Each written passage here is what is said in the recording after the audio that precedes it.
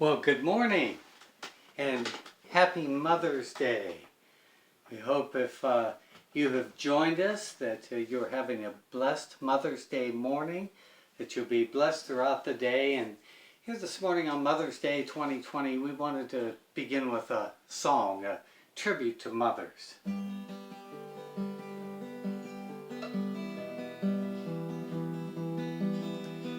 Who all through eternity, who tucked us into sleep, who through the nighttime keep, who, Mom, it's you, who, Mom, it's you, who made the sacrifice, who was this willing wife, who lives like Jesus Christ, who, Mom, it's you, who, Mom, it's you, who taught you how to care, who taught you how to share, who is with you everywhere, who, Mom, it's you, who, Mom, it's you, who would do anything, who with her love to bring, who thinks it's always true, who, Mom, it's you,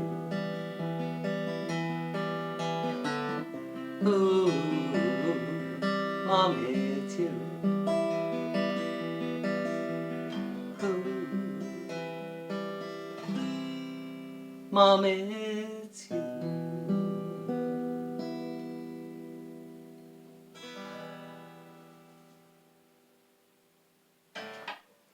Well, I suspect there was something in that song of your mother, something that reminds you of your mom. Now, for the past year or so, I've worked on an autobiographical book that is in 20 chapters, and one of the chapter titles has to do with motherhood, specifically with my mother. And if you could bear with me for just a few minutes, I'd like to read to you just the opening couple paragraphs of this. Here's the title of the chapter as given to me by the folks who had me write the autobiography.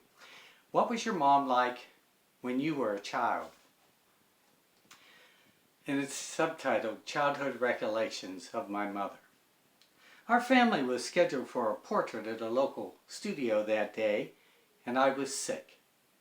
Lying in bed early in the morning, I remember my mother hovering over me tenderly, telling me I would have to get up, get dressed in my sand-colored Sunday suit jacket, and go with the rest of the family, my dad, my mom, George, Susan, Sally, and me. We lived at the time in Alliance, Ohio, downtown at 756 South Haines Street, so I would have been 6 or 7. I got up, puked, and dutifully got dressed. It's a great family portrait, but it's a telling one too. I am the only Heddleston who isn't smiling.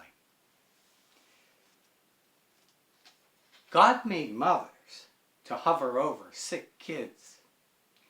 And my mother was the best at this part of her profession.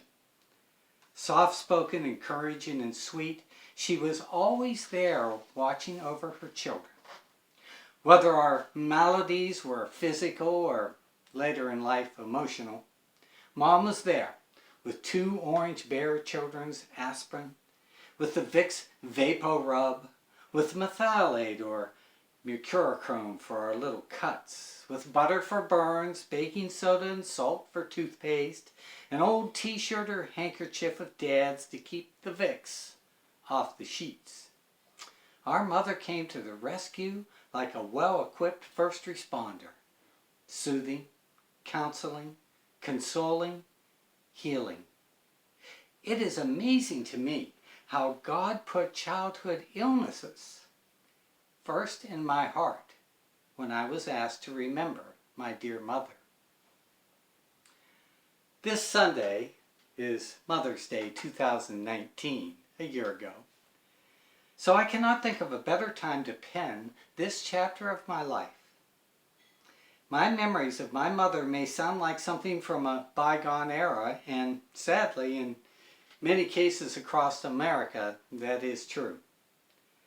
I will say this at the onset: one of the best medicines God ever made was motherhood.